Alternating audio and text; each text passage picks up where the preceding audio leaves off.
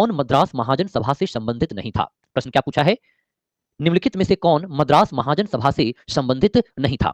साथियों, सबसे पहले आप समझना कि 1857 की जो क्रांति रही, वैसे तो उसका कोई विशेष प्रभाव नहीं दिखता है। कहने का तात्पर्य यह है कि जिस उद्देश्य को पूरा करने के लिए 1857 की क्रांति हुई थी, वह उद्देश्य पूरा करने में तो वो पूर्ण नहीं हुई थी, यानी कि अपने अपने उद्देश्यों को प्राप्त करने में निष्फल रहा था। जैसे 1857 की क्रांतिकारियों का उद्देश्य था भारत में अंग्रेजी सत्ता की समाप्ति कर वापस से पुरानी सत्ता को कायम करना। वो तो संभव नहीं हो पाया था, लेकिन 1857 की क्रांति ने राष्ट्रवाद का बीज बोया था, जिसे कहते हैं सीड फॉर द नेशनलिज्म।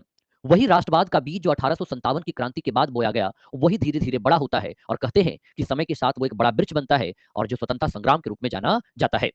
तो उसी के अंतर्गत वैसे अगर मैं आपको बता दूं कि भारत में राष्ट्रवाद के जनक कौन है, भारत में राष्ट्रवाद के जनक कौन है, अब आपको यहाँ पे एक समझना चाहिए साथियों कि राष्ट्रवाद का मतलब क्या होता है। जब हम नेशनलिज्म की बात करते हैं तो नेशनलिज्म से हमारा और आपका क्या तात्पर्य है, राष्ट्रवाद का जनक का मतलब क्या होता है। साथियों, मैं आपको बता दूं, जब हम राष्ट्रवाद के जनक की बात करते हैं, फिलिंग ऑफ नेशनलिज्म की बात करते हैं, तो राष्ट्रवाद का जनक का तात्पर्य होता है दोस्तों, यहां समझिएगा, ये है राजा राम मोहन राय।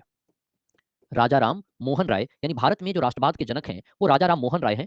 इन्हें भारत में पुनर्जागरण का पिता कहा जाता है, इन्हें भारत में पुनर्जागरण का पिता कहा जाता है और इनके द्वारा ही सबसे पहले भारत में प्रेस और पत्रकारिता की नींव डाली गई, जो कि भारत में राष्ट्रवाद को बढ़ावा देने में एक बड़ी भूमिका निभाया था। तो यह ध्यान रखना साथियों कि भारत में राष्ट्रवाद का जनक राजा राम मोहन राय हैं। कौन है? राजा राम मोहन राय देखने को मिलते हैं। वहीं साथियों, आप दूसरे पॉइंट की बात करें कि इनके साथ साथ एक और व्यक्ति रहे हैं जिनका नाम है हेनरी बेबियन डेरिजियो।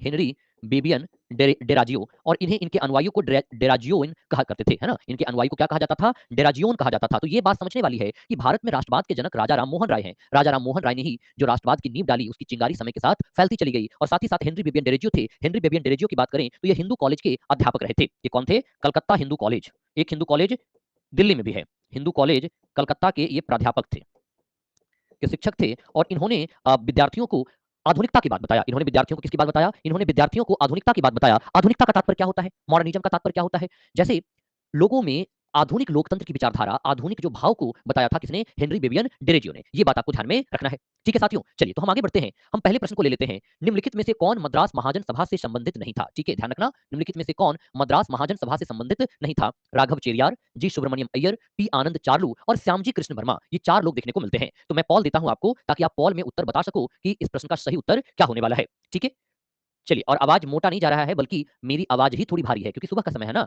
रविवार तो एक ही होता है ना जी, तो रविवार को मैं थोड़ा लेट सोकर उठा हूं।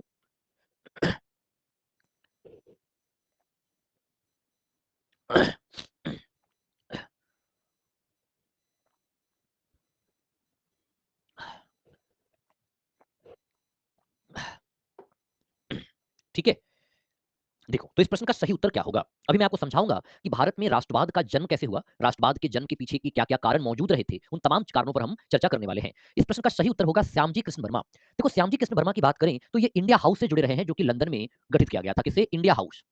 यह एक क्रांतिकारी विचारधारा के रहे हैं और इन्होंने इंडिया हाउस का गठन किया था, जो कि लंदन में था। जबकि मद्रास महाजन सभा से राघव चेरियार, जी सुब्रमण्यम अय्यर और पी आनंद चार्लू जुड़े रहे हैं। ये तीन व्यक्ति मद्रास महाजन सभा से जुड़े रहे हैं। अब देखो, मद्रास महाजन सभा की बात करते हैं। मद्रास महाजन सभा का गठन 1884 में हुआ था, यानी कि कांग्रेस की स्थापना से एक वर्ष पहले, कांग्रेस की स्थापना के एक वर्ष पहले 1884 में मद्रास महाजन सभा का गठन किया गया था। इसके संस्थापक थे एम वीर राघवाचारी, जी सुब्रमण्यम अय्यर और आनंद चार्लू। ये तीन जो महत्वपूर्ण व्यक्ति हैं, एक तो ध्यान रखना, एम वीर राघवाचारी हैं, जी सुब्रमण्यम अय्यर हैं और आनंद चार्लू हैं। ये तीन व्यक्ति जो है 1884 में जुड़े रहते हैं। इसके अध्यक्ष थे पी रंगिया नायडू। अध्यक्ष कौन थे? पी रंगिया नायडू। और सचिव थे बी राघवाचारी। इसका उद्देश्य था विधान परिषदों के सुधार को बढ़ावा देना और कार्यपालिका से न्यायपालिका का पृथक्करण करवाना। यानी दो बड़े उद्देश्य इसके थे।